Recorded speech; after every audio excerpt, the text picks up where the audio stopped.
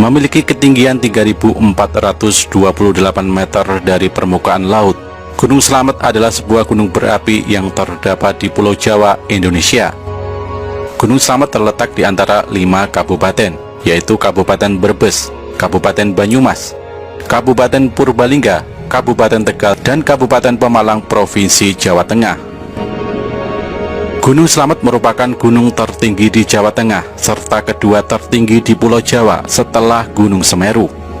Kawah 4 merupakan kawah terakhir yang masih aktif sampai sekarang, dan terakhir aktif hingga pada level siaga pada tahun 2009 silam. Gunung Slamet cukup populer sebagai sasaran pendakian meskipun medannya dikenal sulit. Di kaki gunung ini terletak kawasan wisata Batu Raden yang menjadi andalan Kabupaten Banyumas karena hanya berjarak sekitar 15 km dari Purwokerto. Sebagaimana gunung api lainnya di Pulau Jawa, Gunung Slamet terbentuk akibat subduksi lempeng Indo-Australia pada lempeng Eurasia di selatan Pulau Jawa. Retakan pada lempeng membuka jalur lava ke permukaan. Catatan letusan diketahui sejak abad ke-19. Gunung ini aktif dan sering mengalami erupsi skala kecil. Aktivitas terakhir adalah pada bulan Mei 2009 dan sampai Juni masih terus mengeluarkan lava pijar. Sebelumnya Gunung Slamet tercatat meletus pada tahun 1999. Pada Maret 2014, Gunung Slamet menunjukkan aktivitas dan statusnya menjadi waspada. Berdasarkan data PVMBG, aktivitas vulkanik Gunung Slamet masih fluktuatif setelah sempat terjadi gempa letusan hingga sebanyak 171 kali pada 14 Maret 2014 dari pukul 00 sampai dengan pukul 12 waktu Indonesia Barat. Pada durasi waktu yang sama tercatat sebanyak 57 kali gempa letusan. Sejarawan Belanda J. Nordwin berteori bahwa nama Slamet adalah relatif baru, yaitu setelah masuknya Islam ke Jawa. Kata itu merupakan pinjaman dari bahasa Arab.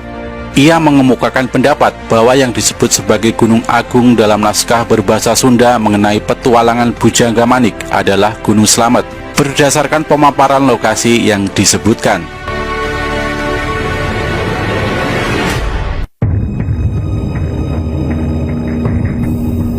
Berdasarkan cerita yang berkembang di masyarakat, Gunung Slamet pertama kali diberi nama oleh Syekh Maulana Maghribi, seorang penyebar agama Islam yang berasal dari negeri Rum, Turki. Di sana dia merupakan seorang pangeran. Suatu hari setelah melaksanakan ibadah sholat subuh, Syekh Maulana melihat cahaya misterius yang menjulang tinggi di angkasa. Sang pangeran itu merasa tertarik dan ingin mengetahui sumber cahaya misterius tersebut. Beliau pun memutuskan untuk menyelidikinya sembari menyebarkan agama Islam dengan ditemani pengikutnya yang setia bernama Haji Datuk serta ratusan pengawal kerajaan.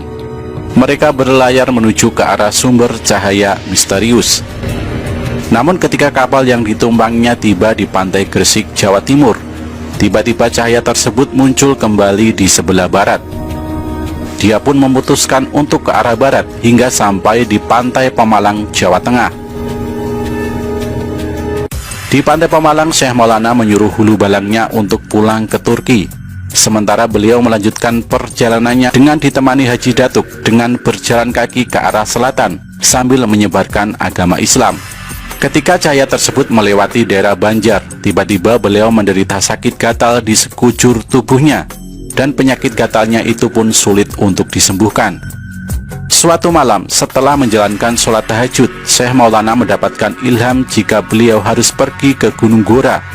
Setibanya di lereng Gunung Gora, beliau meminta Haji Datuk untuk meninggalkannya sendiri dan menunggu di suatu tempat yang mengeluarkan kepulan asap. Ternyata di situ ada sumber air panas yang mempunyai 7 buah pancuran. Syekh Maulana memutuskan tinggal di sana untuk berobat dengan mandi secara teratur di sumber air panas yang memiliki 7 buah mata air. Berkat kemanjuran air panas itu, akhirnya penyakit yang dideritanya sembuh total. Kemudian Syekh Maulana memberi nama tempat itu menjadi Pancuran 7. Penduduk sekitar menyebut Syekh Maulana dengan nama Mbah Atas Angin karena datang dari negeri yang jauh. Kemudian Syekh Maulana Maghribi memberi gelar kepada Haji Datuk dengan sebutan Rusuludi yang dalam bahasa Jawa berarti Batur Kang Adi atau abdi yang setia. Sementara desa itu kemudian dikenal dengan sebutan Baturadi yang lama-kelamaan menjadi Baturaden, yang dalam penulisannya menggunakan satu R, yaitu Baturaden. Karena Syekh Maulana mendapat kesembuhan penyakit gatal dan keselamatan di lereng Gunung Gora, maka beliau mengganti nama menjadi Gunung Slamet.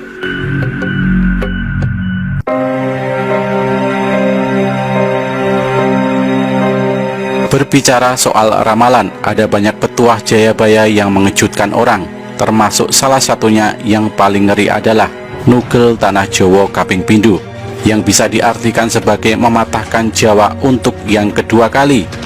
Ramalan Jayabaya memang tak pernah sangat jelas, selalu dikemas dengan syair sehingga tafsirnya bisa berbeda-beda. Tapi yang satu itu menurut banyak orang cukup jelas artinya. Lalu apakah benar Jawa akan terpisah jadi dua bagian? Kemudian apa saja tandanya jika benar-benar demikian? Berdasarkan cerita dari berbagai sumber dikatakan bahwa Jawa dan Sumatera dulunya adalah satu kepulauan. Selain bukti fisik, hal ini juga bisa dilihat dari cerita-cerita sejarah. Kemudian lantaran masih satu area, maka orang dulu menyebutnya Sunda Besar, atau mungkin ada yang bilang Jawa saja. Lalu apa korelasi hal ini dengan ramalan Jayabaya? Seperti yang kita tahu, Jawa dan Sumatera akhirnya terpisah karena beberapa hal, termasuk salah satunya adalah meledaknya Gunung Krakatau pada tahun 1883. Letusan gunung yang anaknya masih eksis ini memang luar biasa. Salah satunya membuat dunia gelap sementara karena abu vulkanisnya. Karena ledakannya pula akhirnya daratan yang menghubungkan Jawa dan Sumatera sekarang terpecah. Banyak orang yang kemudian mengaitkan ini sebagai realisasi dari ramalan Jayabaya soal Jawa yang patah. Alhasil tidak sedikit pula yang menyimpulkan jika petuah sang raja sudah terjadi sehingga kita bisa tenang.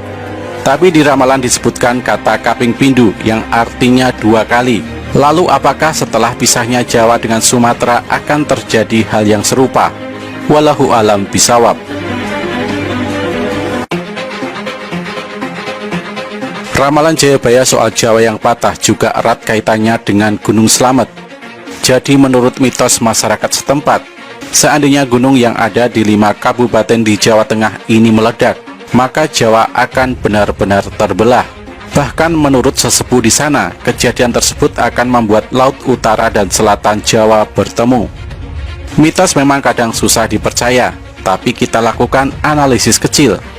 Kalau dilihat di peta, letak Gunung Slamet ini memang pas sekali di tengah-tengah Jawa, baik dari selatan ke utara maupun barat ke timur. Dan faktanya, Gunung Slamet adalah salah satu dari sekian gunung di Jawa yang masih aktif sampai sekarang, di mana bisa sangat mungkin untuk meletus.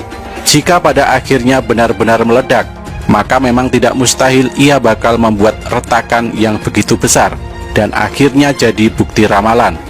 Semoga saja hal ini tidak terjadi. Gunung ini dinamai Slamet bukan tanpa alasan, melainkan sebagai sebuah doa.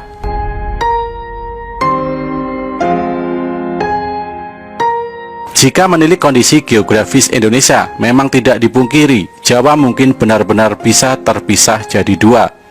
Seperti yang kita pelajari di sekolah, posisi negeri ini terletak di cincin api Pasifik, di mana sangat rentan terjadi letusan gunung berapi.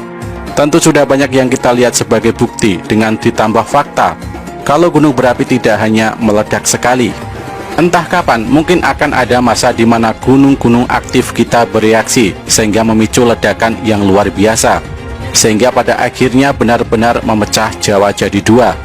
Tentu kita tidak berharap demikian. Hanya saja jika berbicara secara probabilitas alias kemungkinan, hal tersebut memang mungkin terjadi, melihat posisi Indonesia yang berada di tapal kuda ini.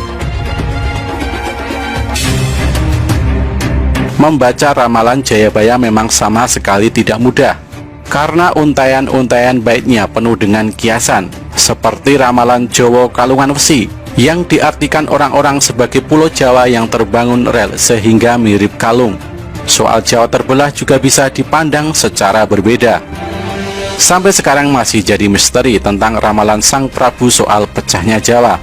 Tetapi hal yang demikian tentu kembali kepada masing-masing orang. Apakah mempercayai atau hanya dijadikan bait zaman lampau yang tak akan terjadi? Namun soal persatuan zaman sekarang yang agak miris, adakah yang berpikir jika mungkin itulah yang sebenarnya dimaksud Jayabaya dalam ramalannya?